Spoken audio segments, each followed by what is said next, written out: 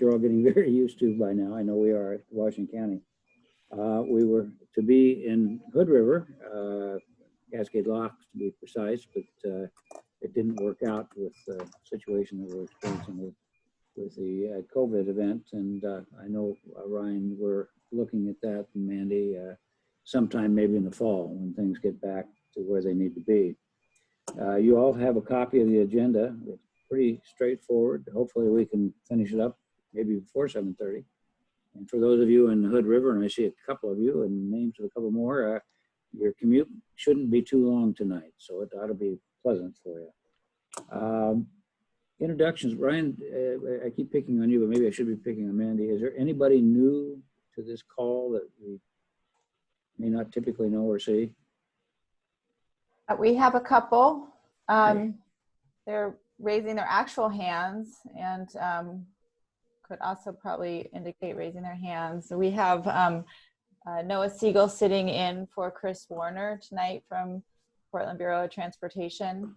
Noah, do you want to say anything quickly? No, just hello. Thanks for having me. Great. Thanks for joining us. He's been around for so long. I just saw his face and I knew who he was and said, well, he's got to be a regular. And is it Andy? Am I saying that right? Why don't you introduce yourself? Hi, everyone. I'm Andy Howell. I'm the transit director for the city of Sandy. I'm also currently the president of the Oregon Transit Association. And you will meet me at, looks like at 5:45 tonight. Julie Whaling, as you know, got to retire and head off into the coast. So I am joining you as the rural transit representative. Great. I have to tell you, it's hard to believe that Sandy's rural anymore, but I suspect that you think of yourself that way. A lot of growth. Yes, we are definitely growing. We might not be able to keep that title much longer. Yeah, I understand. Mm-hmm. All right, I think that's the first little bit of business. Public comments. Mandy, anybody that we ought to know about at this point? Brett, do we have anybody that has indicated they want to provide public comment? So I see that we have 14 attendees, 15 attendees on now. If any of the attendees would like to provide a comment at the beginning of the meeting, at the lower part of your screen, you should see a raise hand button. If you click that, that would let us know that you have something that you would like to say, and then we can recognize you. So I would give everyone a few moments to consider that and to find the button. And keeping my eye on the list right now, and if I see any hands pop up, I will let you know, Roy. All right, thank you. And why don't we just move on? We can always come back. We have some administrative action business to take, and that would be for our minutes for February 3rd. And we have another action item after that. So can I have a motion from someone on the February 3rd? Need a slight correction, Mr. Chairman. Please. It shows that I was in two places at one time. I've tried to convince my wife of that, but that doesn't usually work. It shows I was absent and present, but I was present. I remember, Bill. All right. Okay, thank you. All right. Steve Commissioner Rogers, I do have some comments. Go ahead. Go ahead. I have some comments on the meeting minutes. Please. So in regards to the cost to complete report, I think in the spirit of transparency and accountability, I think it needs to be amended to reflect the potential adjustment changes based on not considering the cost of inflation and other estimates. I think we chatted about that very issue. Mandy or Ryan, do you want to chat? There was comments regarding whether or not things were price adjusted for inflation. Do you recall any of this, or do we need to bring it back to a reading of, I guess, the tapes or whatever minutes you took? We can check the minutes again, and if you have a comment that you want to submit in terms of like actually send in the correction that you'd like to see.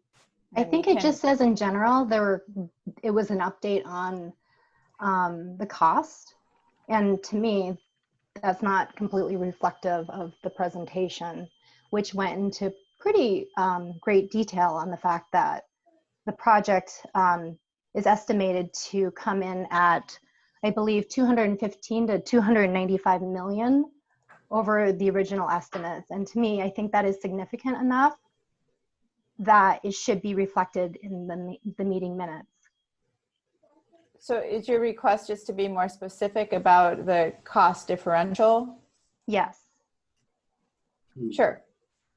So what are we? Yeah, and we can get that information from the slides and then just add some of that detail into the minutes for you. Happy to do that. Chair Rogers, I just want to not sure if everyone understands public meeting law, but I believe the minutes are supposed to reflect what was said and what was discussed. And even if hypothetically it was even misstated in the meeting, you can add a correction, but you still need to include, on amendments, I believe, you still need to include what was actually said. And you can add things to it, but it's supposed to reflect what was discussed, whether it was right, wrong, complete, or incomplete. Yeah, Paul, I mean, you're right. I think what is being asked is check the minutes and see if it wasn't commented on there that it may not have been. So it may be good that we table these. We can always bring them back to the next and see what was actually said in the record. And if you would like to add further comment to the next time, we can do that. Right, and for our meeting, I mean, we do meeting summaries. We don't do verbatim meeting minutes, but there was, the presentation did talk about the numbers and the specific cost to complete the information that's in the report. And so I think if Hal's request is to, right, it's just to call that out in the summary. I think that's yes, my request is to call it out. You call out the positive aspects of the reasons for the project, but I think you also have to call out what the main topic of discussion was, which is the fact that, you know, the project is much more costly than it was originally scoped out to be. And I think 295 million is pretty significant. Right. We can make that adjustment. I think that's an easy one to do. Well, again, I understand you can make the adjustment, but what she's asking for is to take a look at what the wording is. And Commissioner Savas is right that you know, we can't add something that's not there. So I'd feel more comfortable myself. I don't know what the rest of the group wants to do, but just to bring it back, and we can do it the next meeting. What's pressing about passing it tonight? No, I mean, we can update it and send it back around for review. That's fine. I don't think you need to approve it tonight. All right. There is one other option, Chair, and that is that it could be noted in the approval, whether it's tonight or whether it's at the next meeting, that there was discussion about the actual numbers, and that could be stated in the minutes of the meeting that it actually was discussed, which was now or tonight, so it can be on the record. Sure. Are you proposing a motion then, Paul? I don't want to do it if no one's comfortable this time. So I'm just wanted to put that out as an option. So. Well, we could spend all of our agenda item time tonight just on this one agenda item. So why don't we get some language and we'll bring it back, and that'll be a lot simpler. So why don't we move on to the next action item, which is the appointment of Andy. We already have said hello to her. She introduced herself, and we need to take that formal action to make that appointment. Oh, I see you're on. Are you going to make that motion? Yeah, I move to appoint Andy Howell. I second. Second.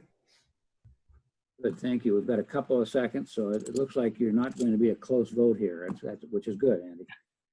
All in favor, say aye. Aye. Aye. Aye. Aye. Aye. Is there any opposition at all? You're unanimously approved. Congratulations. We welcome you to our meeting. Thank you. Happy to be here. Great. Back to public comment. Brett, were there anyone who's written in, raise their hand? I had Bernie who had his hand raised, but he is now promoted to a panelist. So I would check with him and see if he had comments or if he just wanted to be promoted. And then I also see as a panelist, Megan has her hand raised as well. It's a little unusual under public comment, but we can certainly take it. Where I don't see Bernie on the pictures here. Are you there, Bernie?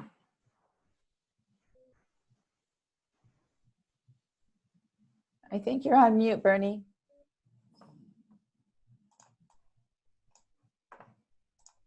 How about Megan? Is she on? I don't see her. I'm here. Can you hear me? Oh, there you are. Okay. You're out in your You can hear backyard. Oh, yeah. Hello. So We typically give 2 to 3 minutes to hear your message, Yep. and would welcome that. Thank you. yeah, so hey guys, Megan Ramey, the active transportation representative, and I live in Hood River, and this is regarding pandemic response and recovery. I'm going to read from a very thoughtful summary that would have taken me a month to put together. It's just a paragraph from the NACTO Guide for Pandemic Response and Recovery, and NACTO is the National Association of City Transportation Officials. So, during a few short weeks, much of the world as we know it changed. The COVID-19 pandemic has radically altered how much people go about the daily lives, with huge shifts to how we move in the world, how we get groceries and food, whether we go outside, where we go, who we see, and what we do. The requirement of social or physical distancing, maintaining at least 6 feet distance between people with significant reductions or bans on group gatherings and crowds, combined with what we know today about the transmission of the coronavirus and its increased communicability in indoor settings, requires that we reallocate our streets and sidewalks for public use during the crisis and for the future.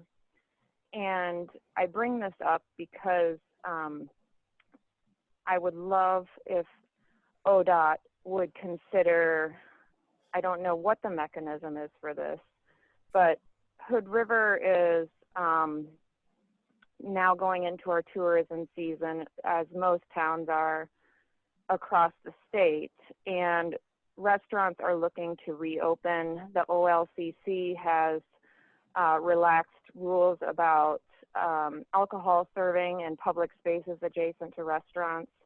And so restaurants need to spill out into the sidewalk and streets, much of which sometimes are highways.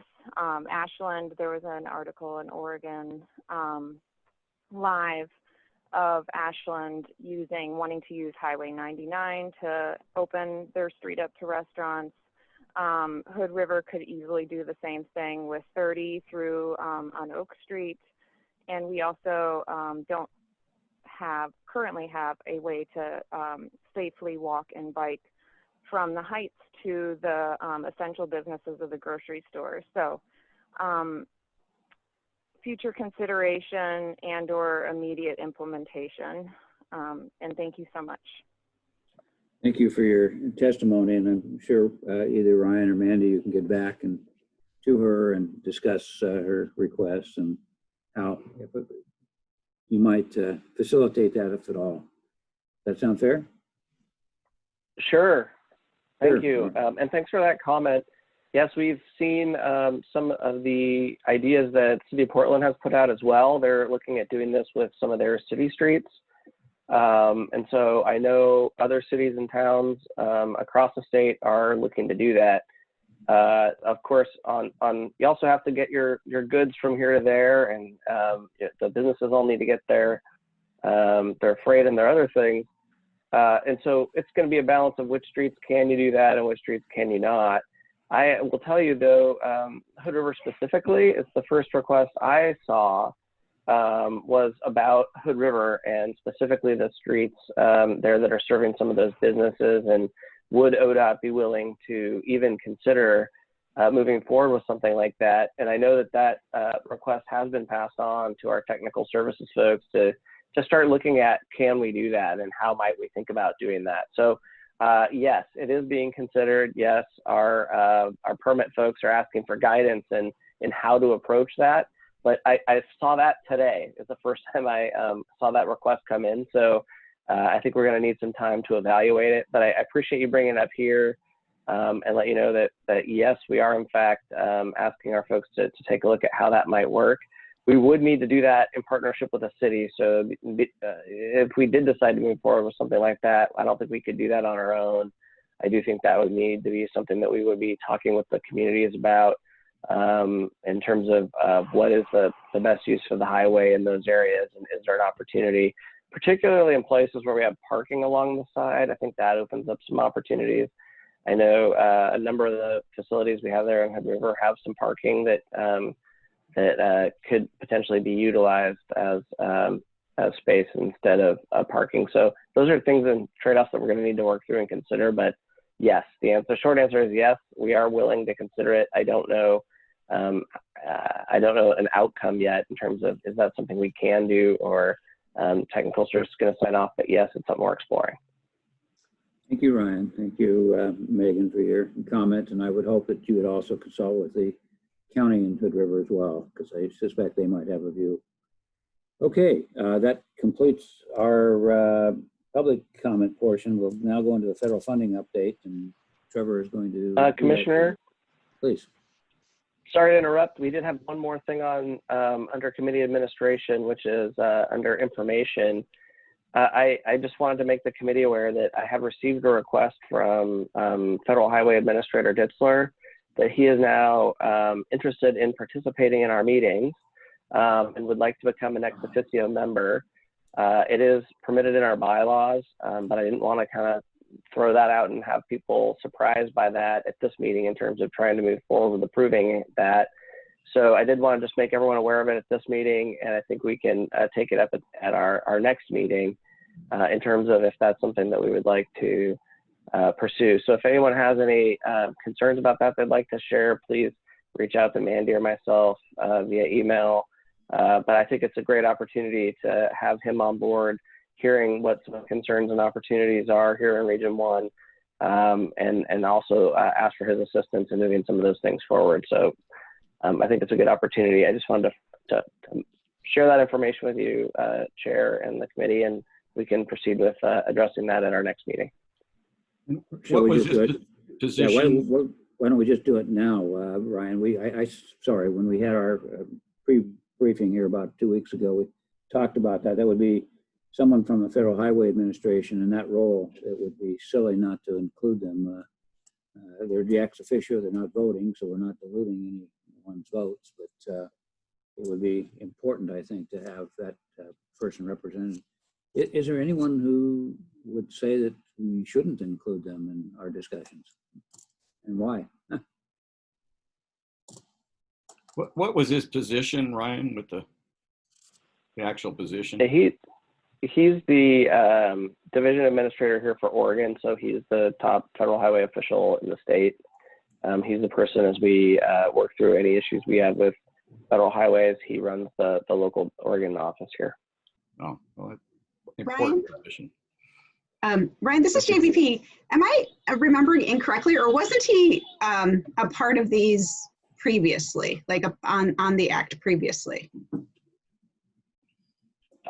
He was not on the act. I believe he was in the some of the tolling discussions that we had, but he wasn't an official member of the act that I'm aware of. Okay. Well, I'm supportive of him coming on. He would be a great addition to the group. Thank you, Jessica. Yep. I just want to add, Ryan's memory is correct. Phil Ditzler, I actually sat next to each other during the tolling discussion, the first tolling discussion. We did. I would happily support his role there with the act. Is there anyone again in opposition? I thank you, Ryan, for doing that. When you and I and Paul and Mandy met about 2 weeks ago, you mentioned that, and I skipped right over it. But I think he's an important position on the transit side as well. I mean, he understands what needs to be done. Okay, so I don't see anyone in opposition. Why don't we just invite him? And he understands his role as ex officio, and as Commissioner have both said, both Paul and Jessica, good addition. So, and I concur. All right, thank you. I see Bernie now. Did you have a public comment that you wanted to make? Could we? No? All right, good to see you. Now we'll get over to the federal funding update with Trevor. All right. Good evening, everybody. Thanks for having me. Your timing, I think, is pretty good. June could be a very exciting month when it comes to federal legislation and infrastructure on a couple of different fronts. So first on the, excuse me, on the COVID relief front, infrastructure really hasn't featured prominently in those discussions in Congress to this point. Certainly the CARES Act, which passed in late March, did include $25 billion in relief funding for transit, which has been enormously helpful for transit districts across the state to provide some relief funding. And there was also some funding in there to backstop Amtrak losses, which has been helpful for us as we jointly operate with WashDOT and Amtrak, the Amtrak Cascade service, which the last numbers I had were ridership in April was down by about 95% on that service. I think it's starting to come back a little bit, but really taking a big hit there. So that's been kind of the extent of the transportation and infrastructure related bits of the COVID relief conversation to date. And despite being discussed at various points along the way by Speaker Pelosi or the White House, infrastructure just hasn't quite made it in there. It hasn't happened. And there really is still a lack of clarity at this moment in time about what might happen. So that doesn't mean that people aren't asking for things and trying to make it a priority and trying to get it on the agenda. And one of the most prominent asks, at least for us, is AASHTO, our national association, all of the state DOTs in the country, has asked for a couple of different things. First, they asked for $50 billion in immediate relief, more of a short term, kind of over the next year to 18 months, $50 billion in funding that would be 100% federal share. It would be, states would be allowed to use it basically as state revenue, that some of the typical federal restrictions would be lifted. And the idea is that that money would be used to backfill losses in state DOT revenue, which have been pretty bad across the country. Another piece that AASHTO asked for was less as a kind of a virus immediate response mechanism, but more as a long-term economic support. They've asked for a doubling of the FAST Act, which is our 5-year federal surface transportation authorization. Asked for a doubling of that over the next 5 years. So that roughly would be $600 billion over the next half decade. So jury's still out on that second one, but you may have heard that late last month, the House passed the HEROES Act, and House leadership included in that bill $15 billion, an additional $15 billion for transit, for certain transit agencies, and an additional, kind of the first glimmer we've had of relief for infrastructure and transportation agencies outside of transit and Amtrak, $15 billion for the federal aid highway program in relief. So, you know, the 15 billion is quite a bit smaller than the 50 billion that AASHTO had asked for.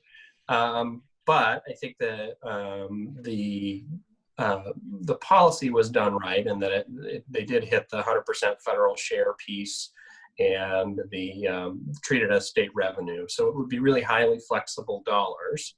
Again, this has only passed the House. We will have to see what happens in the Senate.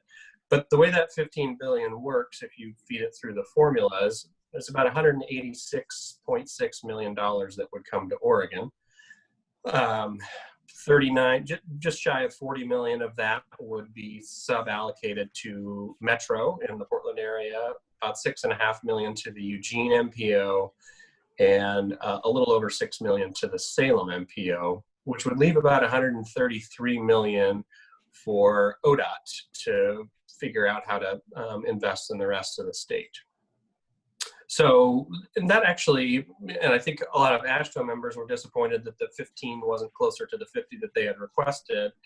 But the 133 million that would come to ODOT through that bill actually lines up fairly well with our own revenue forecast, which shows us losing out on about 120 million, 125 million in state highway fund revenue receipts between March of this year and the end of the biennium in June of 2021. So so that's passed the House, but there's really no sense of what the Senate may want to do with it. I think everybody's kind of waiting for Senate Majority Leader Mitch McConnell to blink on this one, because he's been quite clear throughout the pandemic that he feels that infrastructure really has nothing to do with the virus and should not be included in a virus relief package. And he also has been pretty consistent on the record that the CARES Act, again, that's the big relief bill that was passed in late March, that they really need to give that time to be implemented and to develop and to see whether and how that impacts things. So it was still kind of waiting for him on that.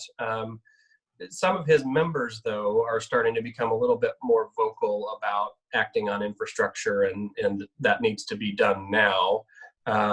So things could start getting interesting. And he actually did sort of break a little bit late last week and said that he's hoping that they'll be able to produce something by the end of June. So stay tuned on that. That could be exciting, another relief package. And anybody's guess at this point what it would contain, but in the House version, the HEROES Act had all kinds of money for state and local government relief and tribes, and so I'm not sure the Senate version would be as expansive, but it sounds like this will be the month that something gets considered.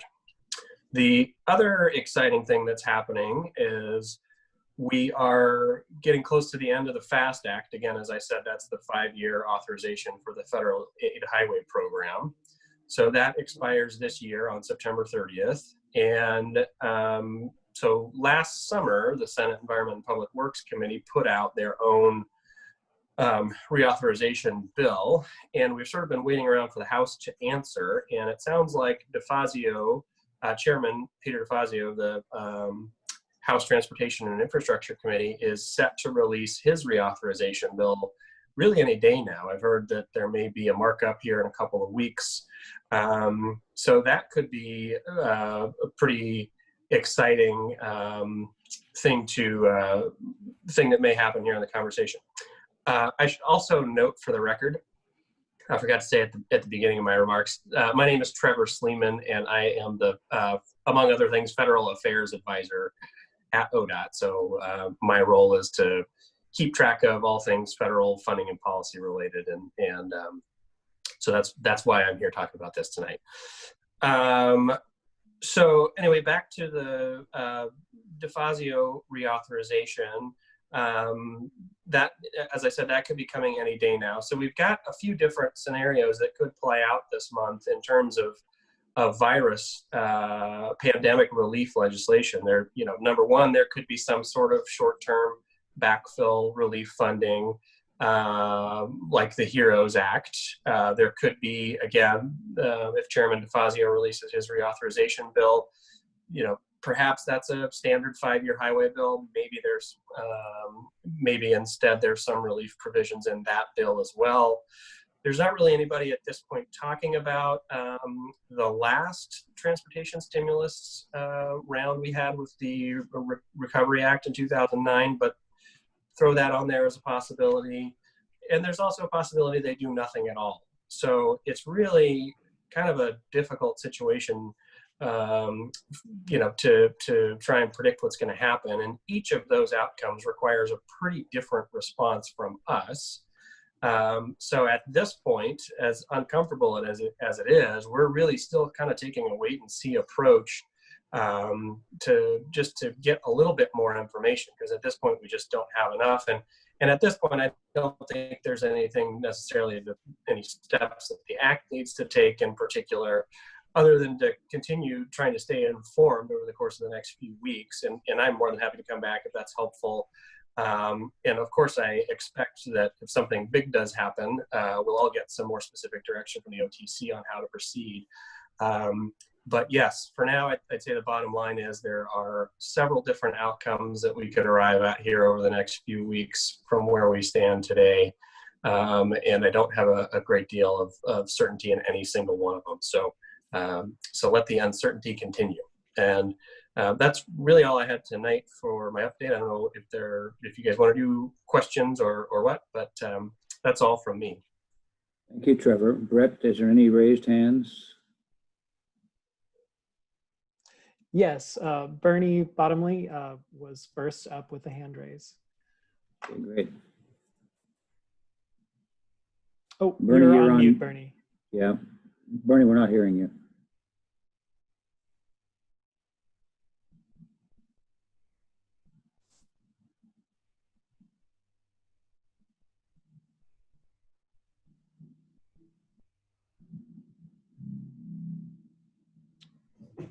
We're not getting anything. Is there anybody else, Brett? And then maybe we'll come back to Bernie once he gets we up. have Paul Savas. Yeah, I just wanted to maybe, I don't know who to ask, and actually I was thinking about asking the question to our transit folks, and maybe Bernie's one of those people, but he's kind of muted right now. So I've been watching the national news quite a bit with regard to the COVID thing, and my question for whoever can answer it is that with the drop in ridership on transit and especially how important it is in different parts of the country, especially the East Coast, for example, but for us in particular, my question is, knowing that until there's a cure, a virus or something like that, it seems to me that we want to make sure that our transit agencies remain whole in that period of time if ridership is so low. So does this money that we're talking about, whatever that apportionment is it adequate to carry them through some reasonable anticipated time of that? And is there a means maybe of estimating how much ridership will actually come back after the crisis? Bernie, are you on the line now? Yeah, I am. Oh, good. Whenever I have technological problems like this, I like to say that self-driving cars are right around the corner. Thanks, Trevor, for the update. We did just get a briefing this morning from Congressman DeFazio's staff on the transit title of the bill that he'll be introducing. And he did mention that they're planning to release that draft on Wednesday. So we should see the bill as soon as this week. Just to follow up on Trevor's comments, it will have some pretty significant new provisions relating to transit, which the Act I'm sure will be interested in. Significant increases in funding for both the highway title and the transit title. The most interesting probably for the Act is that Congressman DeFazio is proposing that transit projects for the first time would have the opportunity to compete for highway program funds for projects that both the highway side and the transit side can reach agreement and cooperate on. And I think of a number of projects that we do with ODOT around pedestrian safety and crossings that might now be eligible as part of the transit program. So that's an interesting development. And then just on the HEROES Act that Trevor mentioned, although there was $15 billion identified in that bill, 11.75 billion of that is allocated to the largest metropolitan areas of the country by population. So New York, Chicago, Boston, Atlanta, and then also places like Detroit, which it turns out has a smaller transit system than the Portland Metro. So one of the things that our Senate members know, and I'd be happy to forward the information to the committee, is that, if the intention is really to try to have the federal money flow to those transit districts that are the largest and most heavily impacted, then they should probably pick a measure that's something other than just population, because the Portland region has a larger transit system. When you combine C-Tran, TriMet, and SMART, we have a larger transit system relative to our population than Houston or Detroit and a couple of other areas that are bigger than we are in terms of population. So we would like to let our Senate members know that that 11.7 out of the 15 billion being allocated to those transit systems that are on the smaller end of that list is probably not equitable. And they've expressed a great deal of interest in that analysis. So I'd be happy to forward it on to the committee. Thank you, Bernie. Brett, is there any more hands raised? No, we don't have any hands raised at this time. Great. Well, then we'll proceed back with the agenda. So we're not too far off, and that's the I-205 tolling. Ryan, would you like to introduce these two folks from ODOT? Sure. As I think I have mentioned at some previous meetings that we've had, we've at ODOT have opened what we're calling our Urban Mobility Office.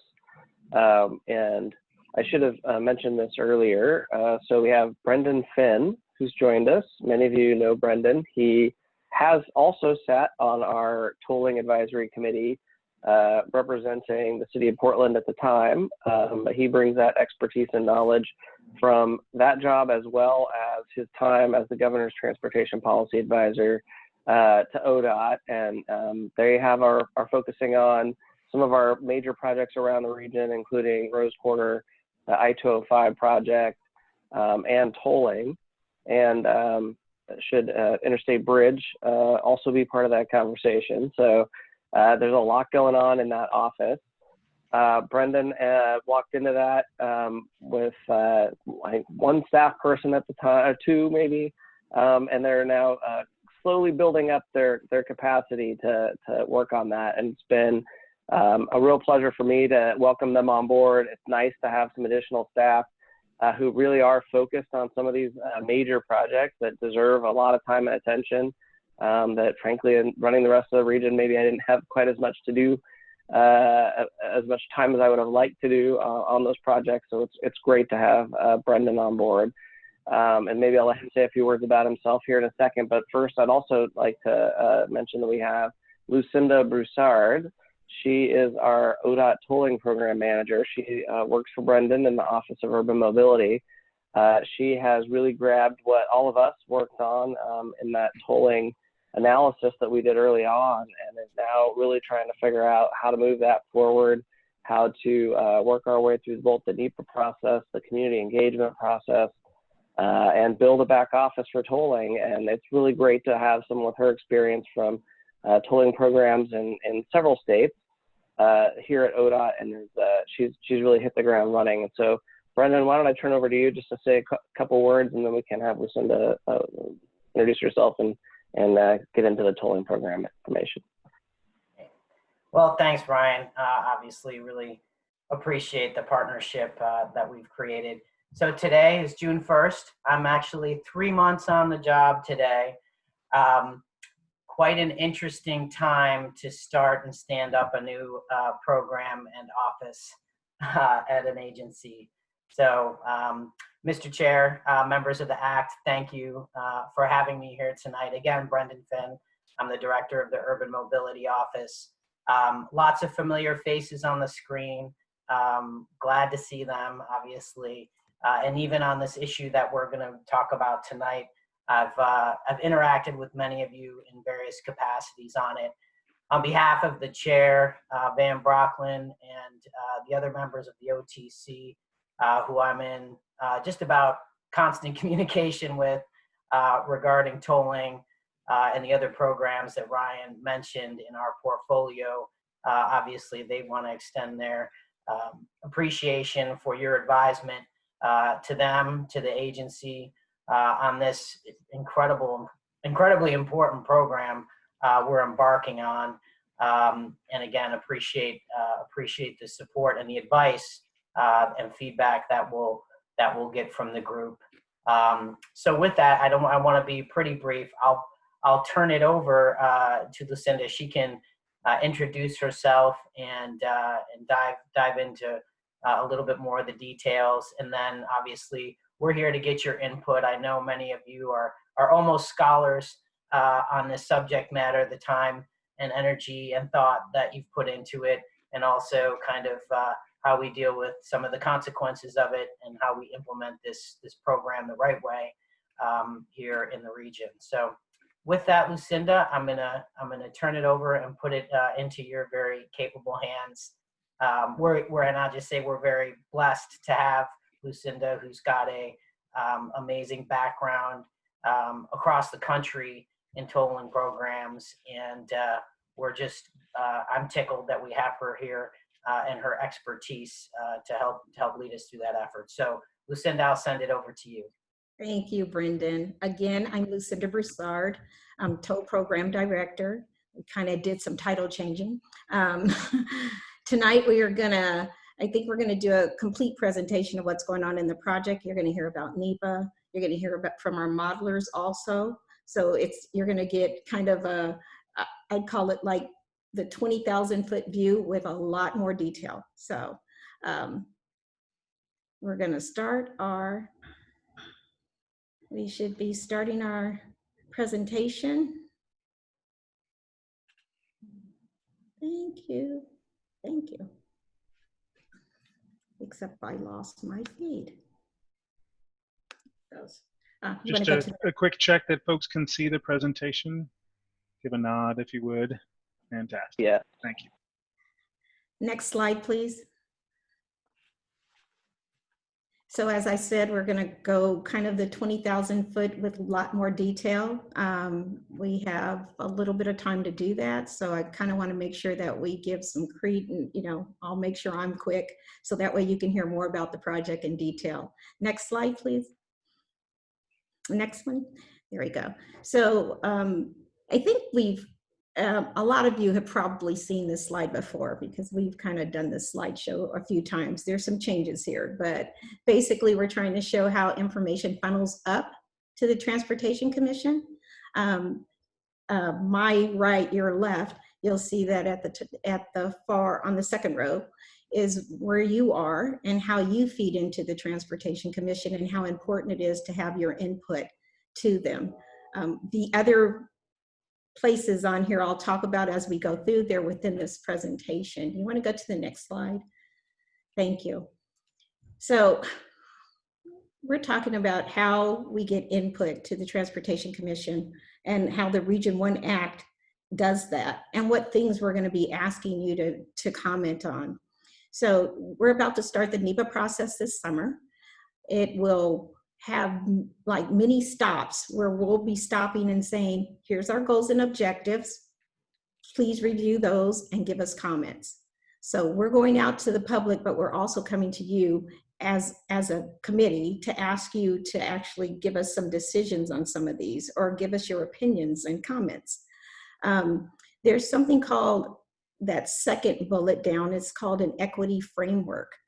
So we have an Equity Mobility Advisory Committee. A lot of folks here actually gave us great, names, and we went out and found people. Dr. Wu, thank you, to sit on that committee. We're talking about equity. I mean, it's something we hear a lot about, but we are actually talking about how we address equity, and the framework is just kind of an outline. So once we have it solid, we'd like to bring that back to you so you can see what we're driving towards. Again, we're asking you to engage your communities. We want to hear what you hear. We're going to touch as many people as we can, but we realize that you have your own sphere of influence, and we'd like to take advantage of that. And then share. I think that it's important that we're all in this together and we figure out how to move this ball forward. So next slide, please. Recent communications, we do an e-newsletter every month. We try to highlight what's going on in the program because sometimes you just kind of, it's the little things you just don't hear about. So we're trying to make sure that we're keeping people updated on what we're doing. So we're not working in a black box. We're trying to make sure that we're transparent. We are literally, I think the next one that comes out will be June. I think we're at June 10th. So maybe next week we'll have our June edition out. We try to highlight what's going on in the program, the background things that you don't see. So next month you'll see, or this month you'll see our community engagement liaisons. We highlighted them, and we also highlighted our equity and mobility advisory committee facilitator. So you get to learn a little bit about people who are in this program and what they're doing. I think it's things you don't even know. So I think it's a great way to communicate. Next slide, please. I-205, I think we've talked about the travel preference survey. We did conduct it. We actually had a great response for what we did. We got some great insights.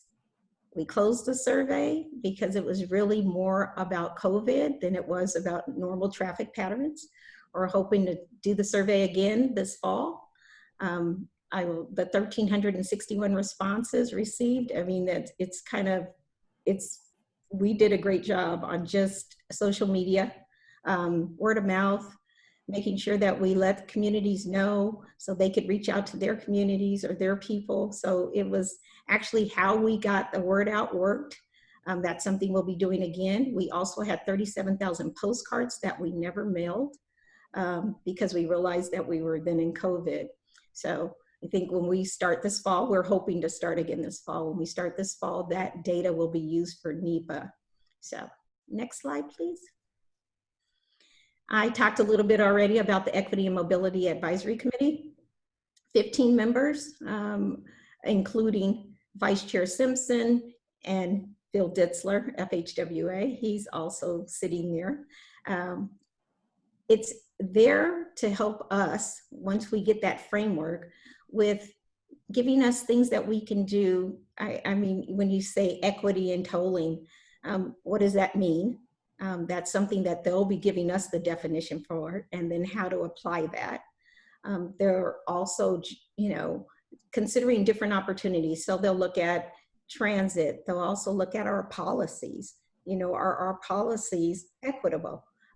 So they have a big job ahead of them, but I think that we had a committee meeting, next slide. We had a committee meeting, a reception last week. It was wonderful. I just think that we have great, just great thinkers, right? Just great thinkers of how we can apply equity as they're already doing in their day jobs. Next one.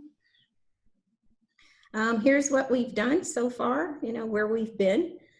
So we've been around. And the next one, and here's what we've heard. I think this is the big one. So, when we're out trying to give an update about the program, we're also trying to take information back.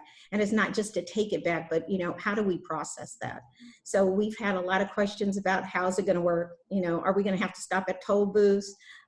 It's all electronic. I like to make sure I say that. There's no stopping. There's no putting in money in a machine. You just keep driving. So it's all electronic. But the last three bullets are the ones I kind of want to highlight. We talk about tolls that are they equitable for all income levels? We talk about Clackamas County's transit service, and then tolls and diversion. So I kind of just want to get a little bit deeper into those. Next slide. So addressing the income equity. I would say one of the reasons for the Equity and Mobility Advisory Committee is to help us address that. So we've heard, and now we're trying to figure out what we can do to make that work, or how we can identify it, and then what are the measures or mitigations that we can use. We also have we have a group they're called our community engagement liaisons. Within their own community, they are talking to people, how they communicate. So if it's mobile, they're by mobile phone. Before COVID, it might be small groups that get together Maybe it's your Saturday group that you get together with your friends in their own native tongue and explaining what's going on with tolling, so that way we can hear their voice. So income, we are like qualitative, quantitative. We're going to do the modeling for it. We're going to ask about it. We are out there trying to figure out what it is and then how we can, what's the equitable solution, which we're really going to depend heavily on the Equity and Mobility Advisory Committee. Next one. Transit. We were out in Clackamas County, and there's a lot of talk about not enough transit. We have a modeling group. It's a multimodal group for transit. They're looking at where the transit is now, where could it be? And we're not working by ourselves. We have folks in the region, so it's really, we're facilitating the group to see how this all fits into the tolling. Because once tolling comes, if there's no way to get out, which is what Clackamas County is telling us, then we're trying to help find the solutions. So that's another group we're doing, and it's basically just transit. We're talking about transit. Next one is diversion. Here's the big one. And I like this. There's two definitions, and the one is, you know, I'm just working from home today. But the big one is I'm going through your neighborhoods. So we've heard that, and you know, we keep calling it rerouting. It's diversion. We understand that. How are we trying to measure it? Number one, because it's happening now. So what's the diversion like now? And then what would tolling bring to that? Or where would that happen at? I will tell you that we're doing either the end of June or the first part of July. We will be taking all of our data. We'll take the model, we'll take the analysis, and we will give it out to our regional partners who want it. Matt will talk some more about that, but it's not that we don't see the diversion, we do, but we also want to hear what you see with the diversion. Next one. So the NEPA process, as I said, will be going to the I-205 in the summer. Here are when we're out talking to our partners, we actually talked about the NEPA classification. And these are the things, the highlighted or bolded items are the ones that they had concerns with. The transparency for sure. You know, how do we know that you're doing what you're saying you're supposed to do? And then I would say the next one is revenue. How is it going to be spent? Those were probably two of the big ones, but all of these are the ones that we keep hearing. So we wanted to make sure that we took them out, and I'll show you what we're going to do as we move along. But we're talking about doing an enhanced environmental assessment. So there are some requirements for the environmental assessment. We're going to do more than that because we want to address your concerns. So if you can go to the next slide, please. Here are our additional items that we're going to do, and you can see we kind of have here are the 5 things we've heard, and then here's how what we're doing addresses those things. So we want to make sure that we heard you, and then what are we going to do about it? So this is that enhanced environmental assessment. Next slide. Heather, are you there? Yes, I am. Did we want to pause for questions? Do you have questions, or do you guys want to wait till the end? How much longer do you have? Quite a little bit. Probably about 20 minutes. 20, I was going to say that. Yeah.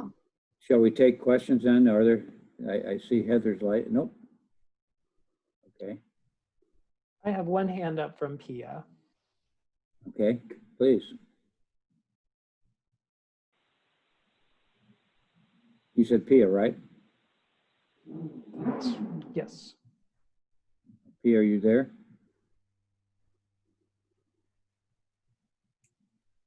Can you hear me? We can now. Okay, so I wanted to ask under income equity, I'm assuming that we're talking about income in terms of households, right? I was wondering if there was any thought about the impact to businesses to pay tolling, if there was, especially small businesses. So I am going to defer that to Heather.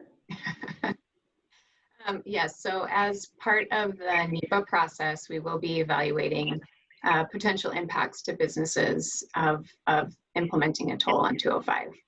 We haven't completely identified the exact approach how we're going to do that, but we are developing methodologies right now where we're outlining how we're going to do that analysis, and we'll be sharing those with all of the regional partner agencies to give us input on how we're doing that analysis. Great, thank you. Yeah. Great, thank you. Brett, is there anyone else? Yeah, I have Brian and then I have Paul. Okay, Oh, Brian, and now please. Noah. Brian, Paul, and Noah.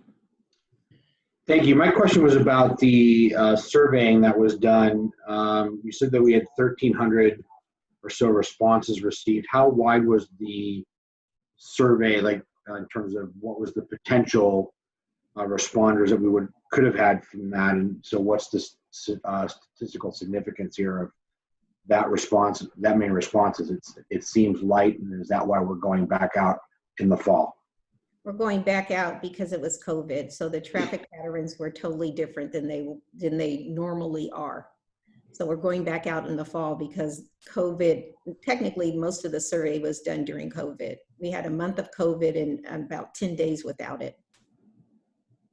Okay, thank you. You're welcome. So Brian, then it was Paul, I think. Yeah, thanks, Lucinda, for the presentation. That one slide, I think it was slide 16, if I caught it quick enough. They had the one bullet regarding Clackamas County's transit. Yes.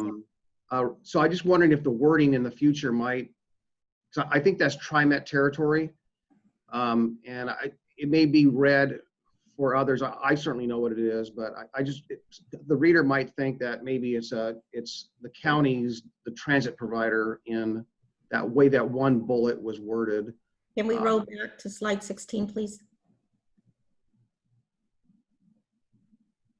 Next. That one. Actually, there was a bulleted one, so I'm sorry. Maybe it wasn't 16. Oh, Actually, go back one. Go back one. Here. Oh, maybe that's it right there. No, I don't think that's it. Can you go back one more? Oh, I'm sorry. Never mind. But there was one in there that there was a bullet. That's not it. Where it kind of worded it. It just made it look like it was simply like the county was the provider. And this slide does point out all the different transit agencies. But I think we're all assuming that TriMet will be the provider for future service on I-205. Okay, I'll look at it and we'll make an update. Thank you. I forget who's after Paul. Was it Bernie? This would be Noah. Noah, I'm sorry. Thank you for the presentation, Lucinda, and we're really delighted, City of Portland's delighted to be working with this new urban mobility team, and Brendan, thank you, and really appreciate the focus on equity, which aligns with the city's perspective on this as well. So lots of great things going on. I just wanted to share with the broader Region 1 Act the comments that we've shared on early drafts for the project, just to emphasize that we've shifted the terminology from value pricing to tolling, which I think makes sense. It's just what the word that people know, and I have no problem with it. But I do think we want to maintain the spirit of House Bill 2017, which encouraged a look at variable time of day pricing as part of the solution. And we are thinking about the system-wide impact. I saw the reference to the regional demand model. I think that linkage is really key, because another kind of diversion is between I-205, 205, and I-5 and 405. So how the system works together, whether variable pricing can be a factor or a contributor to managing a better system, is something that we'd really like to continue to see as a core part of the project. So thank you. You're welcome. Can I just, I think it's terminology. So when you say value pricing versus tolling, tolling has the variable, you can do variable pricing in tolling. So it's not, we're not, change the word, but you can still do variable pricing as part of tolling.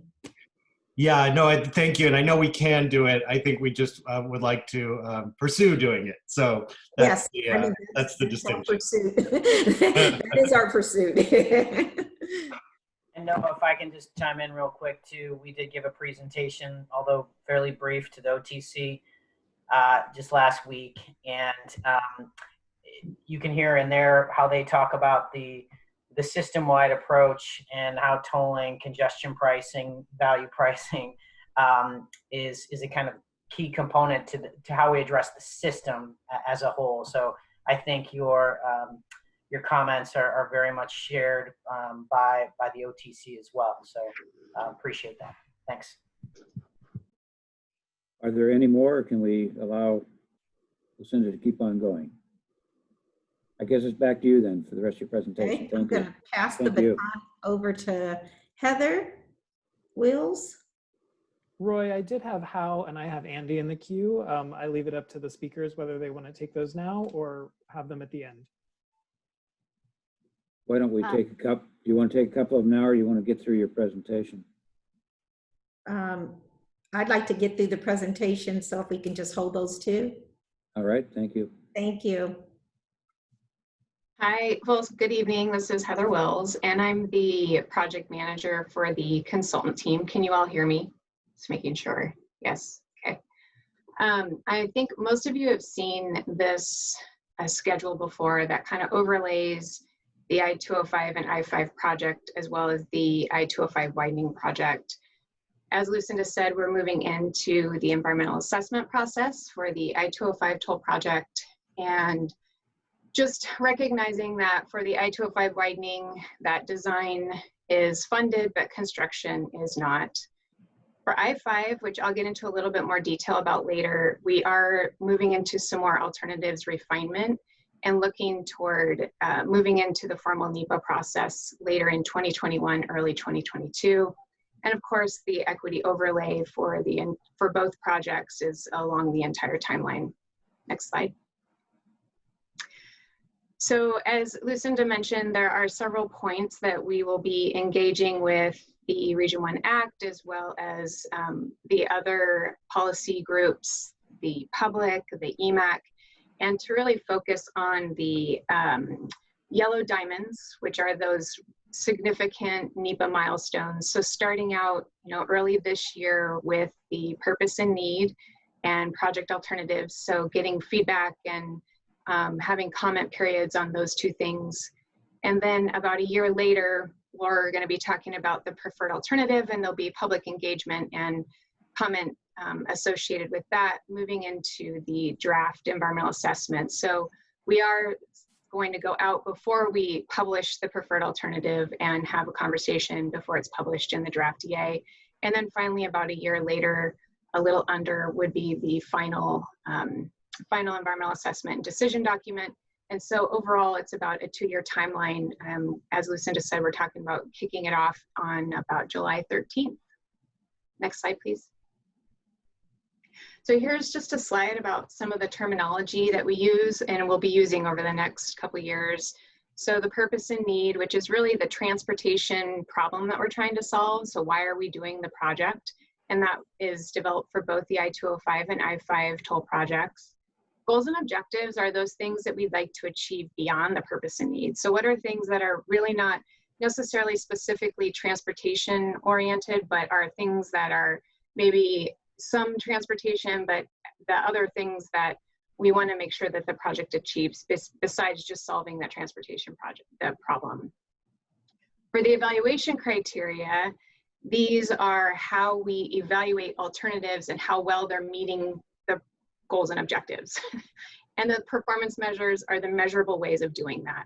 So those are the major terminology that we'll be using, and there will be points of comment for each of these as we move through the process. Next slide. So the project purpose is a dual purpose to generate revenue and manage demand.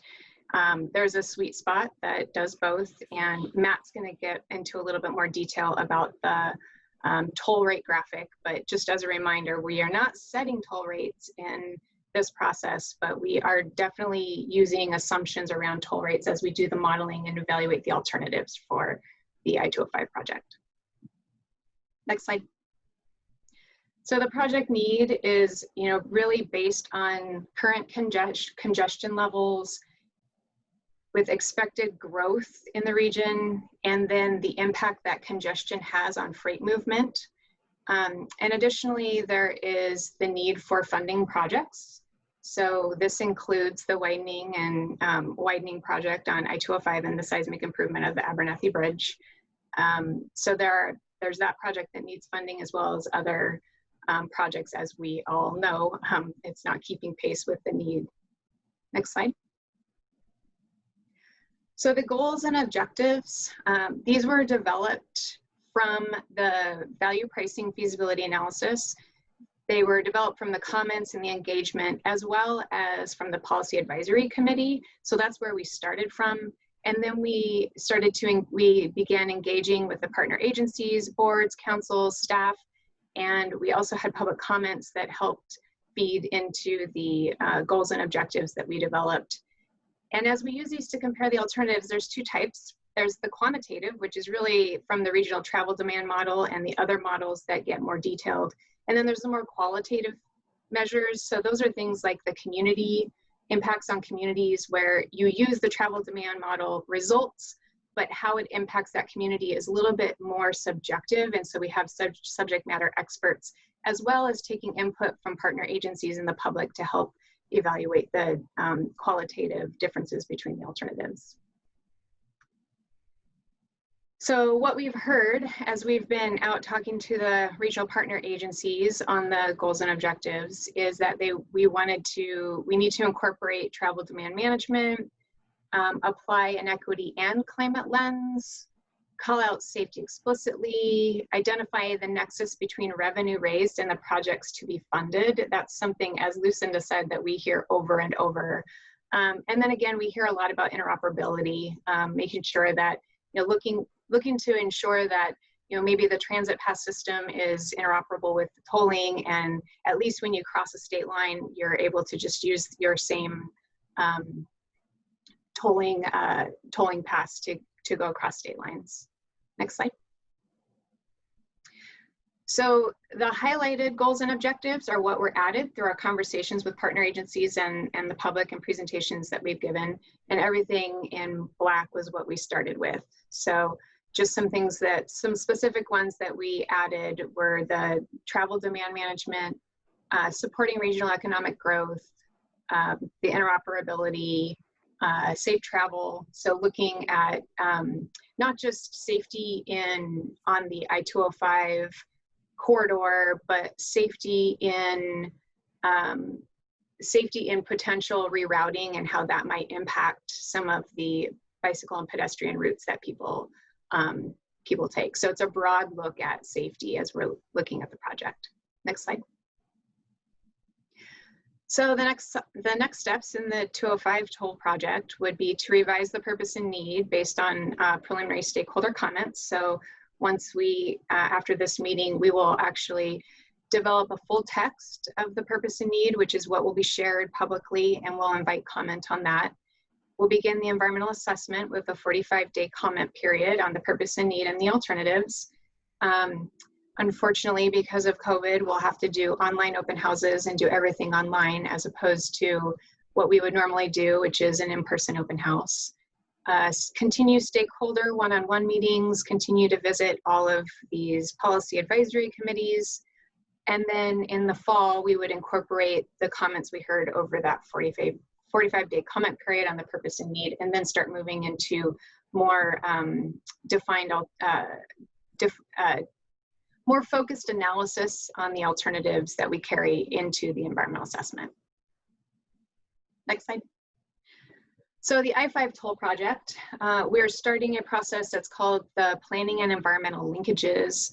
So what is that? That's essentially doing a little bit more analysis on the alternatives and refining the alternatives and having comment periods and talking with your partner agencies, and using that as you move into the NEPA process. So instead of jumping right into NEPA, it's really doing a lot more analysis and conversation before moving into that NEPA process.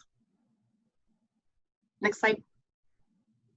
Here's a generalized milestone for the planning and environmental linkages process. So starting with some stakeholder and public engagement this summer, The equity strategies, so our Equity and Mobility Advisory Committee is advising on both the I-205 and I-5 NEPA process. So they would continue their work, and there will be some overlap as they're talking about some points in the I-205 toll project. There will be some overlap with the I-5 toll project. Developing some high-level conceptual alternatives through the summer and fall, and looking at the purpose and need for NEPA, initial traffic analysis and transit analysis, again, using the regional travel demand model, looking at methodologies, and then really looking at some of the study areas for the I-5 toll project. Next slide. So for the alternatives development, if you might remember from the feasibility analysis that concept B identified between Going Street and Alberta Street to Multnomah Boulevard as the most promising. I think that, you know, we're looking at that. Maybe there could be a more northern or a more southern terminus, and so there really is a lot more complexity in the I-5 corridor. And to add on top of that, it's a new approach in the United States for federal highways. So converting existing lanes without rebuilding or adding capacity is a very new concept. And so there is no lovely template that we can just use as we move through the process. And so it makes it a lot more complicated, I think, for everybody. So we're just going to spend some more time up front doing more alternatives analysis. I think that's it for me. Great, thank you. Lucinda, do you have any additional comments? We're gonna go with Matt, and then we'll come back around for questions if that's okay. Perfect. Matt? Okay, thanks, Lucinda. Hi, everybody. Thanks for the opportunity to talk about our project today. I'm Matt Delata. I'm leading the alternatives analysis and modeling work for this project. I'll be talking about the I-205 alternatives right now. So next slide, please. So Heather talked about the value pricing feasibility analysis, and that's really what our I-205 work is growing off of. So the I-205 concept that got advanced from that project was known as Concept E. So that's a relatively straightforward idea to understand. It's just tolling the Abernathy Bridge on I-205. The findings from the value pricing feasibility analysis did identify that this project could be a potential funding source and that it could reduce congestion on I-205. But we saw that there'd be some potential rerouting impacts and likely some mitigation strategies needed to support the project. So the alternatives analysis process that we're going to go through for I-205, in the value pricing feasibility analysis, we tried to answer the basic question, does it manage traffic and generate revenue? The answer was yes. So now we're in the screening alternatives and looking at 5 alternatives that we've identified. We're trying to find a better way to do that. Can we better manage traffic rerouting? We'll try to narrow that down for the NEPA alternatives and get down to 2 or 3. And then obviously at the end of the process, we would identify 1 alternative. So we're working through trying to narrow down the number of alternatives. Next slide, please. So our process at each of these phases gets more and more detailed and more involved. For the initial screening alternatives, we're focused on potential gantry configurations. And we're really using the Metro Regional Travel Demand Model for the 2027 year. And we're developing additional tools and refinement for our next round of analysis to get into more detail. So in NEPA, we'll look at existing conditions 2027 and 2040. We'll broaden the list of performance measures that we're using beyond the things that we can pull from the regional model and some of our qualitative measures to look more broadly at safety, equity, and congestion. So in the NEPA preferred alternative, we'll continue the process and refine the alternatives and the tools as needed to answer these key questions as they come up. Next slide, please. One of the key pieces of engagement for this project is the technical working groups. So these are agency partners who have a technical skill set. We'll be meeting with them regularly throughout the process in an effort so that this process on the technical end can be transparent, understandable, We're really looking for these workshop attendees and working group members to be engaged in the process throughout, committed to the series of meetings, and act as kind of liaisons to our agency partners, and be able to speak to the process and the technical analysis that's taking place. Next slide, please. We touched on this already, but transit is a big part of the project. It is included in the Metro Regional Travel Demand Model. It's just making assumptions about the future transit projects included in the Regional Transportation Plan.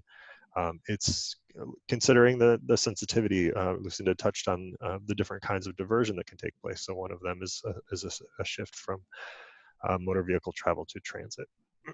But there's everyone recognizes, I think, that a successful toll project will consider transit and other multimodal investments. In terms of the toll rate, so the modeling work has to make initial assumptions about the toll rates. Heather mentioned how there's dual objectives of managing congestion on I-205 and generating revenue. So this is kind of a conceptual slide just to say that we're not trying to have a toll rate that's generating the maximum amount of revenue.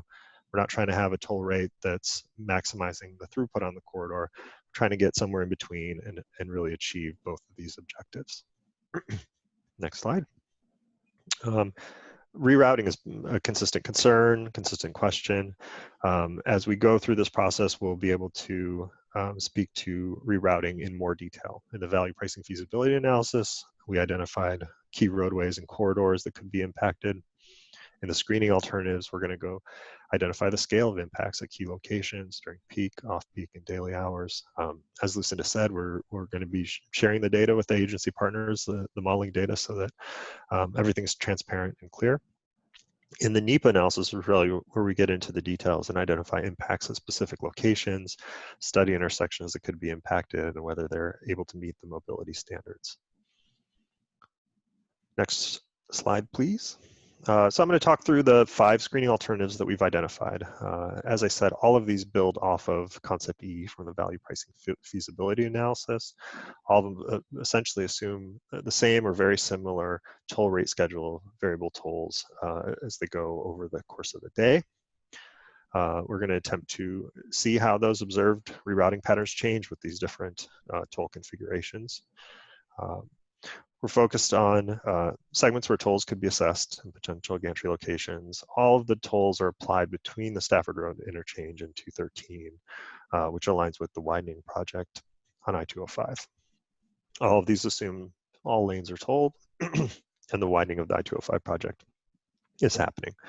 All of our alternatives are designed to generally seek similar levels of revenue generation and similar toll rates for through trips on I-205. So the focus is really on, can we better manage the rerouting? So the first one is that concept E from the value pricing feasibility. Again, a relatively simple concept. You toll the Abernathy Bridge. So what this graphic is showing in orange is the part of I-205 that a traveler would get tolled. And the blue line is showing a potential gantry locations. These are fairly conceptual. They could be located in different places. It's just meant to show you conceptually how you might drive underneath a gantry. So the second alternative is very similar to the first alternative. We're just adding 2 gantries on either side. And the idea here is not that you would toll users any more than in the previous alternative. It's just that if people use the rerouting path and try to get off of I-205 and then get right back on I-205 to avoid the toll, they would still be charged the toll if they were just trying to cut through Oregon City.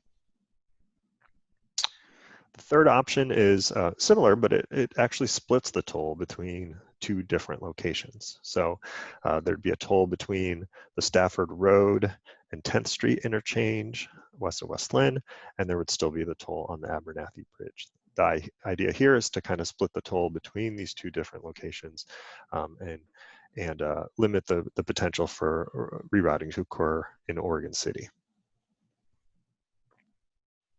Our fourth alternative just extends that same concept. It splits the toll out between these 4 different locations. You're still paying 1 toll. You just pay more if you use more of the segments on I-205 and less if you use just 1 or 2 of the segments.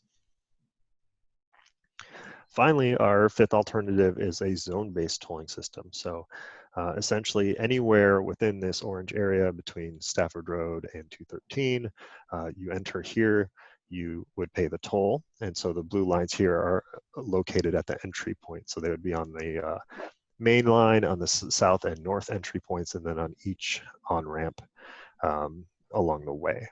So if this, the analogy I've used to compare alternatives 4 and 5 is alternative 5 is like a buffet.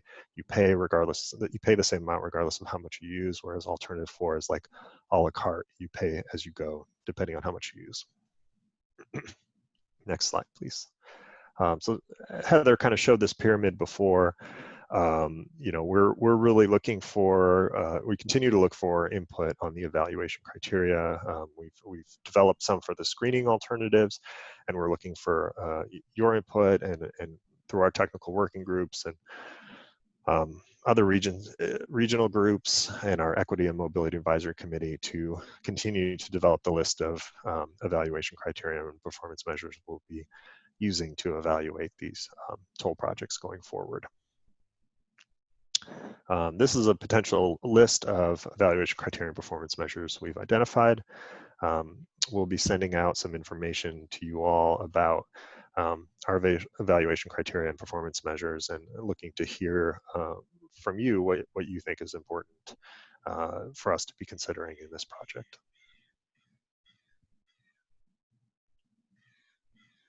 And that's it for me. Thank you, Matt. Appreciate it. So what's next? Next slide. So we have some upcoming events. We'll be out and doing the same thing, providing updates, talking, getting comments. We're gonna keep going out. We're gonna keep being present at meetings. So if you have any that you'd like us to attend, just let us know. We're willing to come out and talk about what we're doing in tolling. Next slide, please.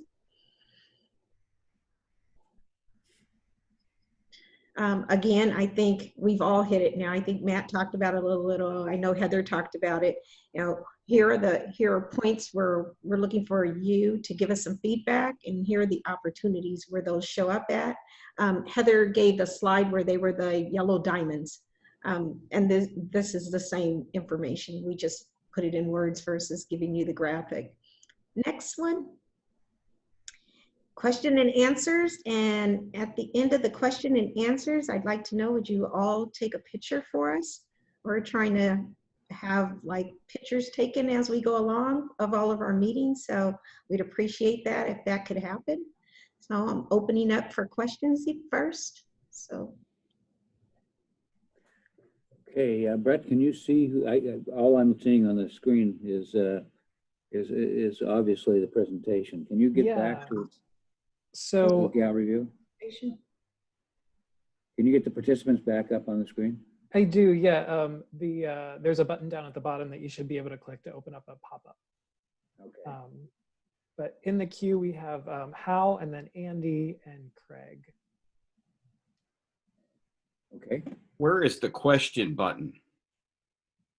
I haven't found that. It's the raise hand button.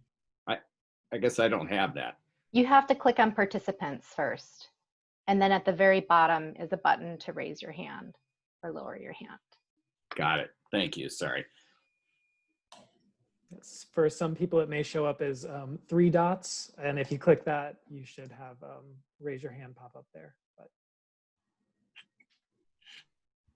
So who did you say, Brett, who did you say is next? Hal would be first.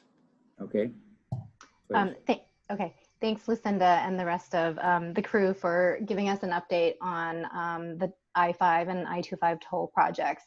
So I'm just curious, you know, there are 2 other significant projects in the region, the I-5 Rose Quarter project, as well as the I-205 widening project. And it would help to have some context as to how the timeline for this project lines up with those other 2 projects. I'm having a hard time envisioning the sequence of events, especially for the I-205 widening project, and then how the NEPA, so that's my first question. And then the second question is, how will the previous NEPA from the other two projects may inform the NEPA process for this project? Okay, so we're gonna, Josh, can you take us back to the timeline? It was Heather's. Heather, can you speak to that? Did I lose Heather? You didn't lose me. Okay. I was fumbling with the unmute button. So the tolling NEPA is starting this this summer. There is already a signed NEPA document for the I-205 widening. It's a different project, a separate project. The I-5 toll project would begin NEPA sometime in late 2021, early 2022. And I think I'd need Brendan or Lucinda to really talk about the timing of that with the Rose Quarter project, because I'm not necessarily, it's a separate project, so I haven't been keeping track of the timeline for that. So both for the 205, we're expecting to put in the toll equipment and start tolling sometime mid-2024 in 2024. And then for I-5, we're looking at tolling in 2027, which would be at the end of the Rose Quarter project. And then Heather, you did mention that this is the first time tolling has implemented without increased capacity. But if I'm not mistaken, the I-205 project is adding capacity, is it not? It's adding lanes. The comments as well as the I-5. The I-5 toll project is not adding capacity. It is a toll project, congestion pricing, that is pricing all existing lanes. It's separate from the Rose Quarter project. So it is not a toll that is associated with a widening. So the toll isn't paying for the widening? Is that the clarification? Well, that's not my call. Maybe Brendan can talk to that a little bit. So I can talk a little bit to that. Brendan can Okay. Actually, I'm trying to pull up an incredibly helpful slide that was from our presentation last week, and I'm having trouble getting access to our network, about how all the projects and the timing of them kind of sequence in with each other. But Lucinda, so I wasn't tracking that last question. Where does the toll money go? So congestion, it's for congestion relief projects. Transportation Commission will deem where it goes, but that's where the money goes, and it can pay for congestion relief projects. That answer? We're yes, good? thank you. Okay. You're welcome. I have Andy up next. Go ahead, Andy. All right. Have I unmuted myself? Yes. Great. Okay. Thank you. So two really quick things that I want to bring up is back to the slide that Commissioner Savas had gone to earlier, that I think it was slide 16. I couldn't help but notice that the city of Sandy, which is also known as SAM, is not on that. And I'm not sure that I can see if Mount Hood Express, which is also a Clackamas County transit provider from Sandy to Timberline Lodge, I don't see them listed on that slide as well. So I want to make sure that all of Clackamas County's transit providers, because we have a lot, are represented in this presentation. And then my next just quick suggestion is, during your transit analysis, I would assume, but shouldn't walk away making assumptions, that this effort is aware that Clackamas County is also currently in the process of a transit development plan. Karen Burig, I believe, is overseeing that plan. And I want to make sure that this transit analysis and that plan, those two efforts are connected.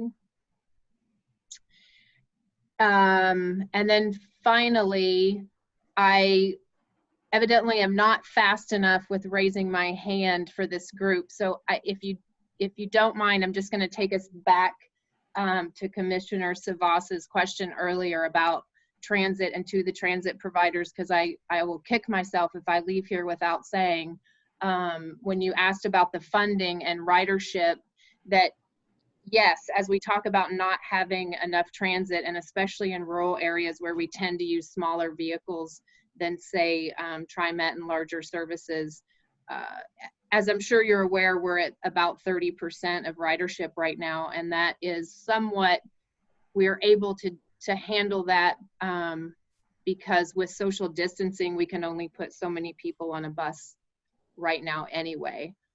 So as things begin to reopen, and this is more immediate future than looking down the road at the tolling, but if we continue to keep social distancing measures in place as we reopen, transit is looking at not only possible reduction in our funding and not enough transit in general, but in order to keep riders on the buses, we're probably going to need to put more buses out, which is, again, capital and funding issues. So I just really want this committee, as we move forward, to keep that in mind about transit, that we're looking at a pretty heavy financial cost in the future, especially if the COVID situation continues and is in place for a while. Thank you. Thank you. Brett, before we move on, how many more raised hands do we have? We have 6 questions. And we've got about 13 minutes, so we'll have to make them quick. Who's next? And can I throw up a slide real quick, Brett? Sure. Do you see that you have screen share ability? Yep, I got it now. Thank you. Go for it. Okay. That was for the question earlier. Okay, thank you. Who's next, Brett? Craig is up next. Craig, please. Thank you. A couple of things. I have to say I'm really pleased to hear how the goals and objectives for this program have morphed over time.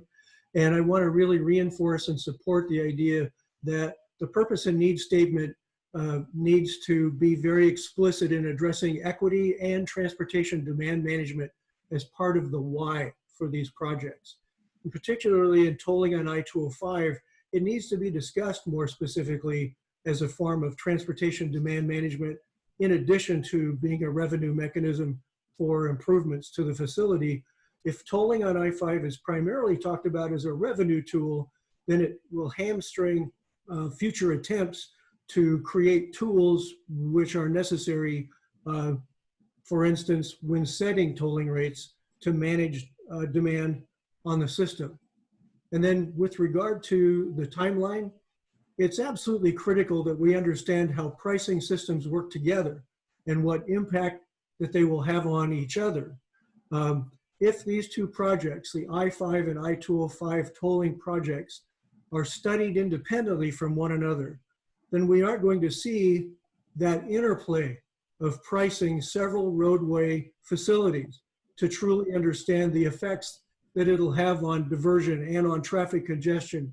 And instead, I'm concerned that the studies will produce really unreliable results that will be difficult to communicate or turn into a definitive action.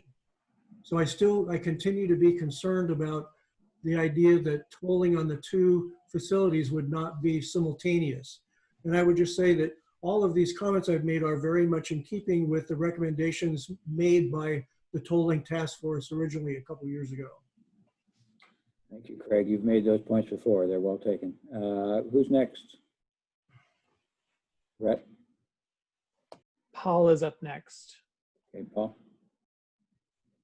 Yeah, Brandon, thank you for that slide. I can see kind of, it answers part of my question, but I guess the question I really have is, from the presentation, there's the potential to toll 205 for the capital aspects of generating revenue to build that element. And my question is, if that tolling is going to happen as late as it appears, that's probably way down the road. And my question is, what do we have as either a funding gap with or without tolling, and how does that influence the phasing, and where do the dollars come from to build that? Right. Well, I know you and I have chatted about this before, and we are, as you know, we are completing the design work, and we're just about there. We have a couple other aspects of the project. The design work will be completed and it will be ready to go. So as an office, we will be completely prepared to move the project forward. Della Mosier, who's deputy director of the office, is currently kind of serving as the project manager, has been overseeing that, and we're ready. Obviously, that's a question that's a little above my pay grade as far as where the additional funding is coming from. We're just going to be ready to implement the programs that we've been assigned to do, and do so in a way that works, as I've talked to you about, Commissioner, really closely with your community, really closely with the ACT, and real closely with all the stakeholders that are out there. So obviously that's, I know not the magical answer, but unfortunately I don't have one on that piece, but we're going to be ready, Commissioner, when the time comes.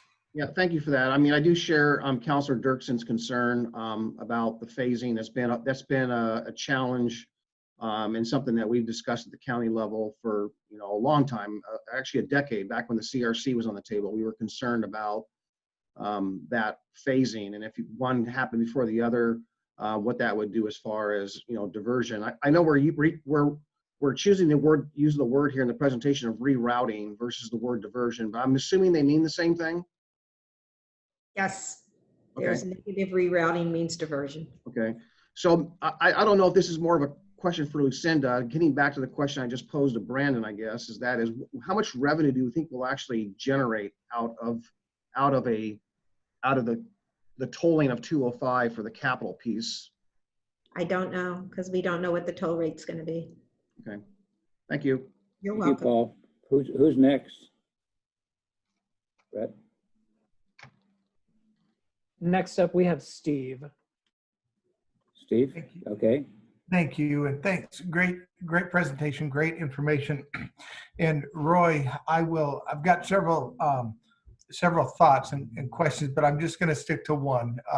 And that is, as I've heard repeatedly, that we don't know how construction is going to be funded. We don't know how much money is going to be raised because we don't know how much the tolling will cost. And with the funding just being such an uncertainty, I would like us as the Region 1 ACT to request to the OTC that funding gap for the highway mega projects all throughout Region 1. And I'd like that they would convene a table of stakeholders, and that those stakeholders would be tasked finding a solution, preferably before the 2021 legislative session, because we know that the state, their revenue is just tanked. And so where we don't know where the money's coming from, then the only thing worse than poorly implementing a good plan is perfectly implementing a poor plan. And right now, without the funding being identified, I just am concerned that a good plan becomes a poor plan. Thank you for your comment. Steve, it's also preliminary, and I understand people want to know a lot of things, but this was just an overview tonight, and I like your suggestion a bunch. It's very good. And Matt, who's next? And I know, Roy, that it's an overview, but at some point, I want to make sure that this gets in early into the process and we don't try to add it in later, because this has to be considered early. You sound like a mayor who's been down that road before. A toll road before. Yes, sir. Thank you. Yep. Who's next?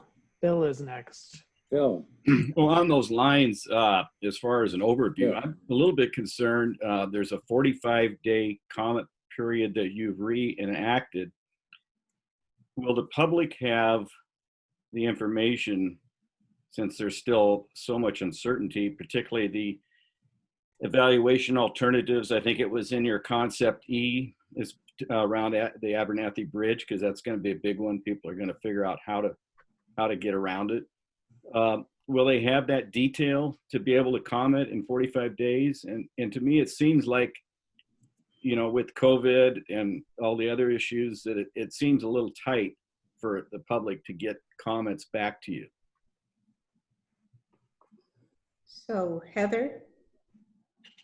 So the first comment period is more of a higher level comment period where you're talking about the purpose and need and the goals and objectives, as well as looking at the results of this screening analysis that we did. So we looked at the 5 alternatives that Matt presented, and then there'll be a recommendation on what to carry forward into further, more detailed analysis into the NEPA process. So all of that information will be packaged up. We have an online open house that we are preparing for that, as well as these types of briefings. So it is a little bit higher level, and then there will be another comment period as we move into, as we publish the draft environmental assessment.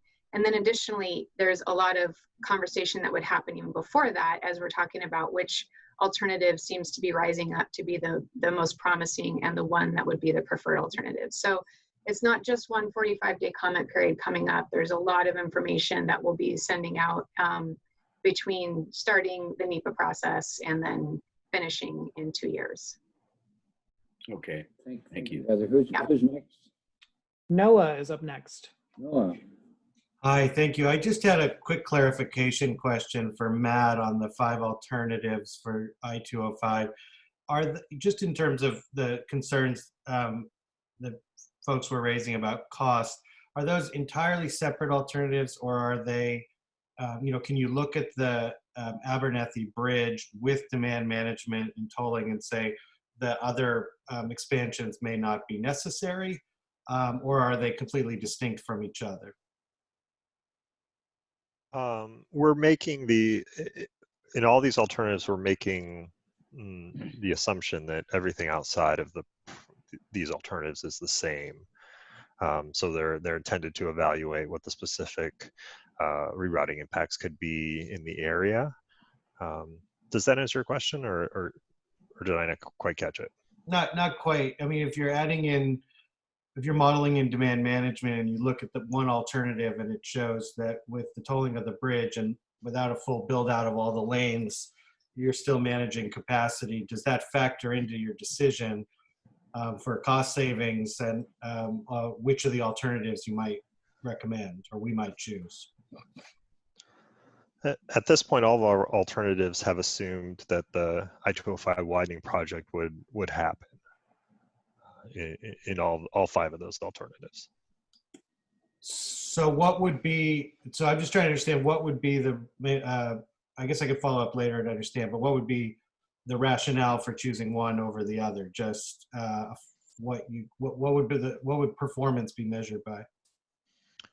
Yeah, so the evaluation criteria we've identified include a number of measures, but they would include regional vehicle miles traveled, regional vehicle hours traveled, changes in volume, or what we're calling rerouting at key locations, as well as overall differences in relative differences in potential net revenues, and implementation considerations of how implementation costs and implementation considerations for a wider system consistent with the value pricing feasibility analysis.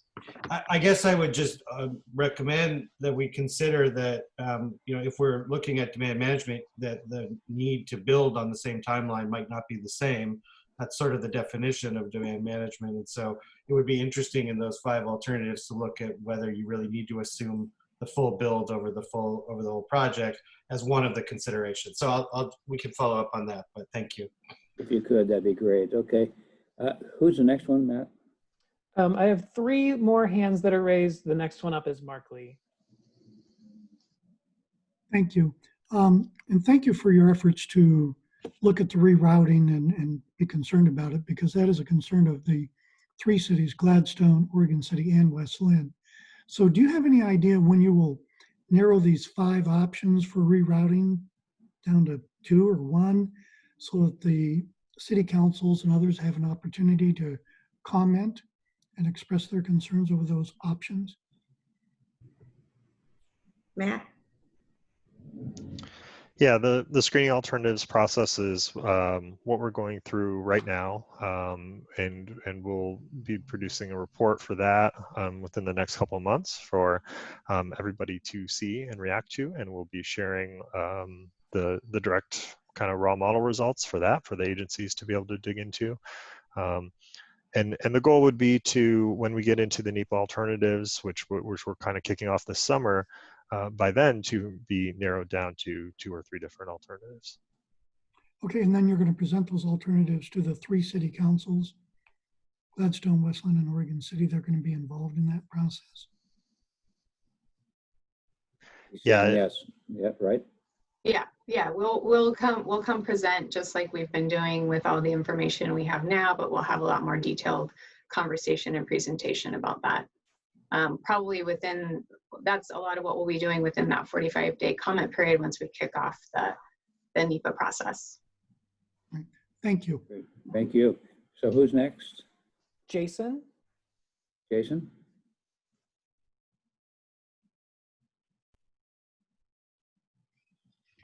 Yeah, I just want to reinforce the point that Mayor Callaway made earlier. I think it's absolutely critical that there's communication upfront quickly with the OTC, asking them to identify what I think is going to be the majority of the funds necessary to move these projects forward. And frankly, from a calendaring perspective, this needs to happen before, we need to have it such that we can get it in advance of the legislative calendar that starts in September, from my perspective. Great. Thank you, Mayor Snyder. Good thoughts. Who's next? The final hand that I have is from Brian. Brian? Thank you all. I appreciate the presentation. 2 real quick things. In terms of groups, Lucinda, that maybe need to be met with, I think the groups that are forming that are diversion related groups that are starting to come together along that corridor that you're looking at. I think that that's going to be a big conversation group to have dialogue with. I know that there's 3 cities involved, but I think that group may expand and include other hamlets and CPOs along that area that may be affected in terms of what that's going to mean to them. And then my last question is looking at it, the piece tonight as being an overview for us. And before we get too far down the line, we don't know quite yet what that funding gap that we're asking or we want OTC to look at and address. Where in the timeline will we know about what we're looking at in terms of the range of the pricing for the tolling? So that's after the, am I good? Am I Yes. off? Yes, okay, I'm sorry. That's after the NEPA process? What are alternatives? What's the one we're gonna do? And then the commission will take on, we'll give them a what is it? Traffic and revenue. And it'll give them kind of where we can be, and they'll set up a toll. Lucinda, if you want to throw a dart at a board, the mayor's asking approximate timeline. You're not going to hold it to you, but what would you suggest? Fall, winter? We're going to start in 2024. I'm thinking we're going to know the toll in 2023-ish. So it's probably winter time in 23. Sometime in 2023. Okay. He said he won't hold me to it. Watch. I get it. I did write it down, Lucinda, so I will, I've got it emblazoned in my notes for you. Please. And I know you've got a long memory. You'll do it. Well, thank you all. I know this was a lot more questions, could have taken a lot more time. We understood this was just an introduction. thank you to the staff from ODOT and consultants who have made their presentation. So difficult when it's so preliminary to come down with definitive answers. Yeah. So Ryan, what we can do is maybe hopefully slot a few more times as we go along on this project, so that some of the folks who are most impacted, which isn't myself from Washington County necessarily, but our folks do go that way. But those mayors and folks along the corridors, they should be hearing an update on a regular basis. So hopefully we can do that. Ryan, it's up to you now. You're going to bring us home in time, I think, with your update. Excuse me. Well, I'm yeah, sorry. thank you. So thank you to the tolling group. Thank you so much for doing that. And yes, Mr. Chairman, in fact, we're planning to be back on most meetings with an update on tolling, and making sure that this group is kept aware of that and is part of the active conversation as we learn more.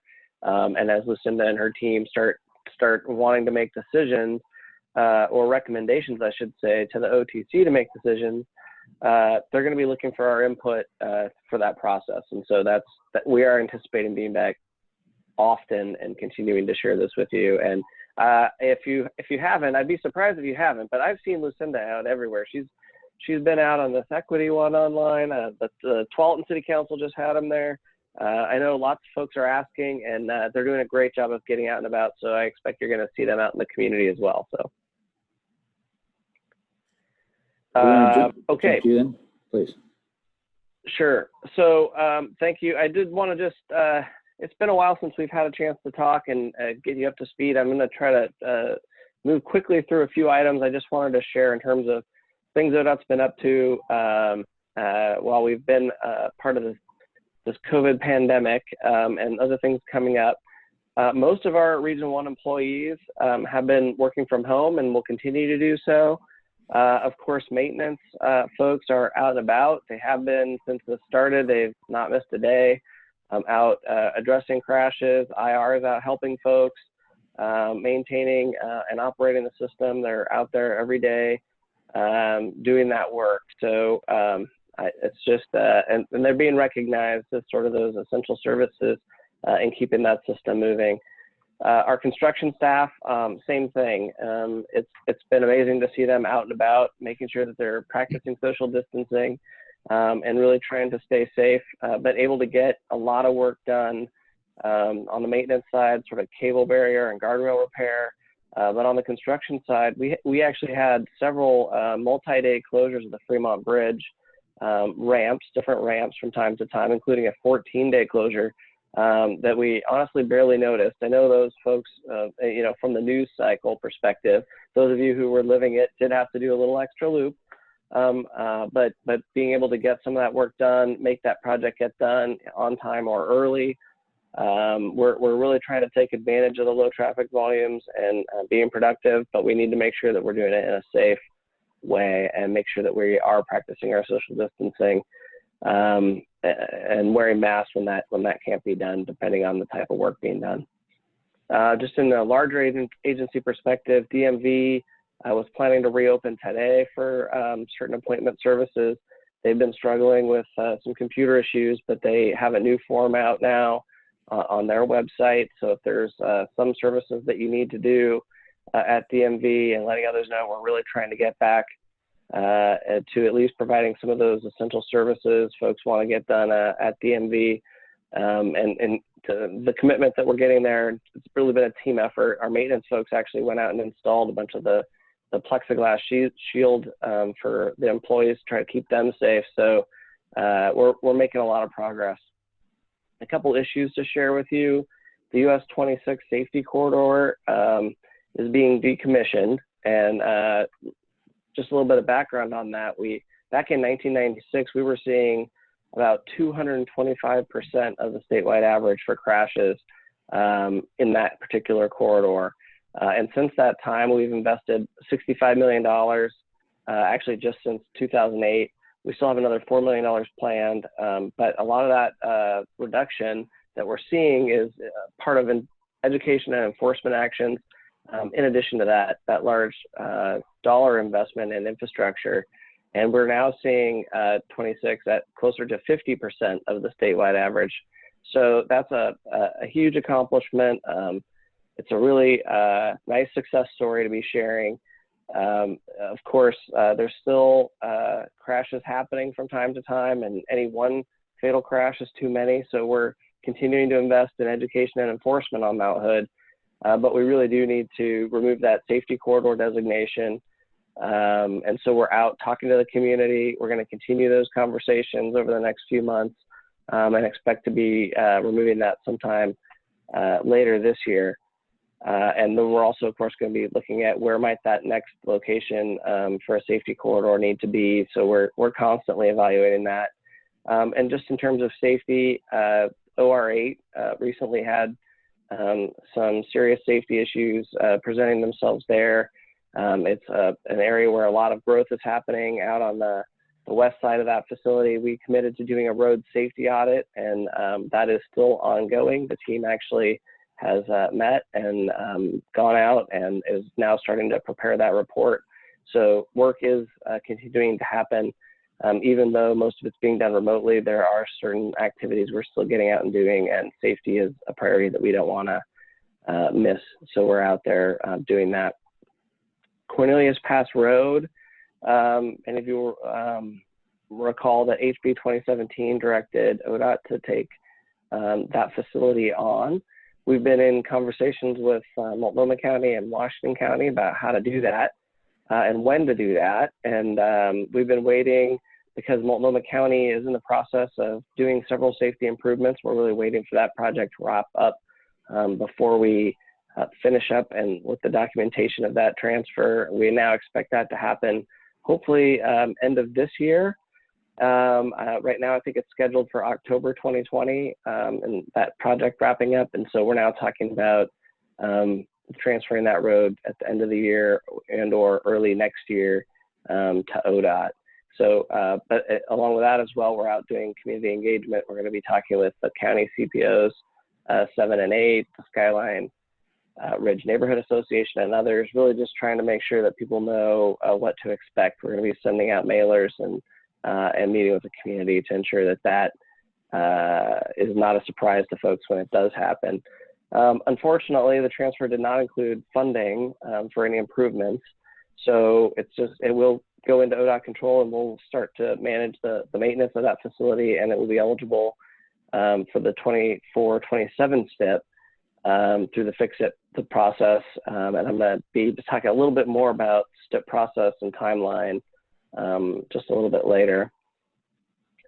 I also wanted to mention Safe Routes to School grant program is now open for applications. We anticipate allocating about $26 million for construction grants across the state, and 30 communities are also going to be selected to receive Safe Routes to School planning assistance.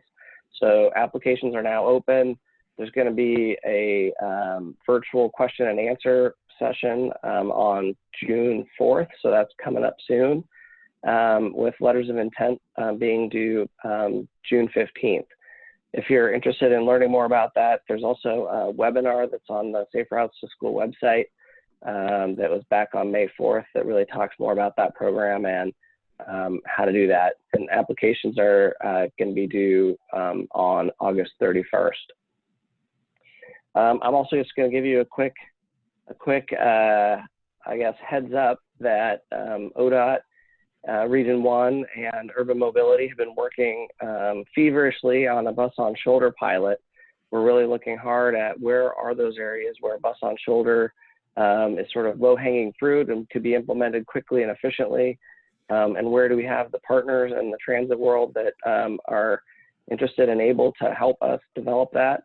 We're going to be deploying our first bus on shoulder pilot as part of the I-5 trunnion repair project. We're going to be working with C-Tran to get that implemented as that project's going, so that when there's additional congestion as a result of the closure of the bridge for some period of time, hopefully less than 10 days, we will be running that bus on pilot, a bus on shoulder pilot, which we anticipate to be in place for about a year. We'd like to really run it for about a year and really see what kind of data and things we can learn. We're also looking at the south of I-205 to Wilsonville and other areas around around the region, but these are the first two pilots that we're looking to try to get deployed here in the next year or two. And so I just kind of wanted to give you a heads up that that was moving forward, and you'll see more about that as we get closer to Trunnion. And the other thing I wanted to mention, of course, is that we do have the OTC investment strategy, and we've talked about making sure that this group, the ACT, has time to see what's happening and provide information and feedback to the OTC as they begin prioritizing program level investments. They recently, if you go back to the OTC website, you can watch them have a conversation about our current budget and our current funding situation. And the next few meetings are going to be starting to talk about what priorities they want to focus on. And then as we move into the 24-27 STIP development conversation, which it sounds like 24-27 is a long ways away, but as you know, that process takes quite a while. So we're beginning that process here pretty soon. And so we want to make sure that you have an opportunity to have conversations with them and inform that. We're going to make sure that you are seeing those presentations that the OTC gets and have an opportunity to comment before they make firm funding allocation decisions. And although I would normally wait till the end of the meeting to do this, I do want to just point out, as sort of in my last closing region manager update, that Kimberly Dinwiddie is on this meeting here. This is going to be her last meeting with us. There she is. She's got the camera on now. So I just wanted to say thank you, Kimberly, for all you've done and for helping lead this group and being available and sharing all the information and all the things you've done for ODOT. And sorry to see you go. And unfortunately, it is Paul Savis's fault because she just got hired on at Clackamas County, and a great new opportunity for her. So congratulations, Kimberly. Is there anything you'd like to say? Can't hear you. Mute, unmute. Mute, unmute. Okay, I've been looking, it's been great to work with everybody for the last couple of years. I've been with ODOT for almost 15 years. I feel like I grew up here or there. So it is bittersweet to leave, but I'm really excited for my opportunity as the Public Information Officer and Policy Liaison at Clackamas County. In my time at ODOT, I've really enjoyed working with the county, and I have built a lot of strong relationships doing community outreach in Clackamas County. And actually, one of my last tasks here at ODOT was facilitating and leading some of those community conversations about decommissioning that safety corridor. So I'm really going to miss people, working at ODOT, but I'm glad that I'm going to get to continue working with the great people at ODOT, just in a different capacity. Thank you, Kimberly. I've enjoyed working with you as well, and I know Paul will be excited to see you over there, and you'll do a great job. So I think I can speak on behalf of all of us. What a terrific person you are. Oh, thanks. Mandy, we're well over, and I try to always respect all these great people's time. Is this something we can take to the next meeting, or do we need to deal with it tonight? I might propose that folks review the work plan and send me comments and questions and ideas, and then we can have a revised version to present at the next meeting, and or we can do some of it updates maybe via email in between now and the next meeting. So we have started to put some ideas on paper about what you could see at your next meetings in 2020 based on what we know of requirements for the Act and what we know of kind of date certain items that the OTC will be discussing. There's a list at the bottom of kind of other items that are noted in the existing OTC work plan that don't currently have a timeline associated with them. So we would look to slide those in as it was appropriate, and are also open to other ideas from all of you. Good, thank you. And that would be good to get that out. The next meeting is on August 3rd, and we're still tentatively planning to go to Hood River County, Cascade Locks, or is that been settled? Yeah, we are going to make more of a definitive plan as we have a better understanding about what the different protocols and requirements are for public meetings and larger groups as we get forward to August. But we do have our eye on a traveling meeting and we'll incorporate that just as soon as we can. We had about 60 people online tonight, so that's a little over that. So it would be difficult to put them 6 feet apart in the pavilion that we were in a few years ago. So yeah. Well, thank you all for coming tonight, and glad to see faces that aren't covered with masks. It's nice to see people's smiles and actually get to interact. So we'll call it an evening, and we'll see you back hopefully on August 3rd. We're adjourned. Good night. Thank you. Bye.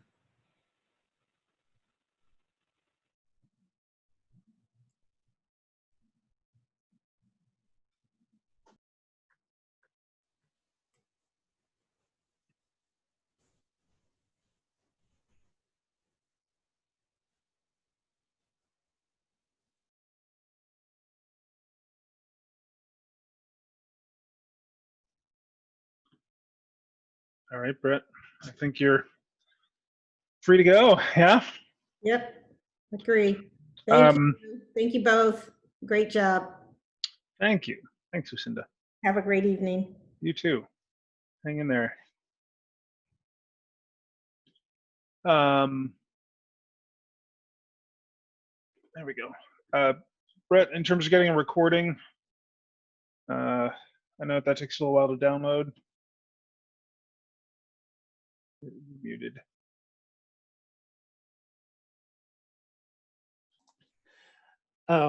Sorry, I've been saying goodbye to everybody. Too.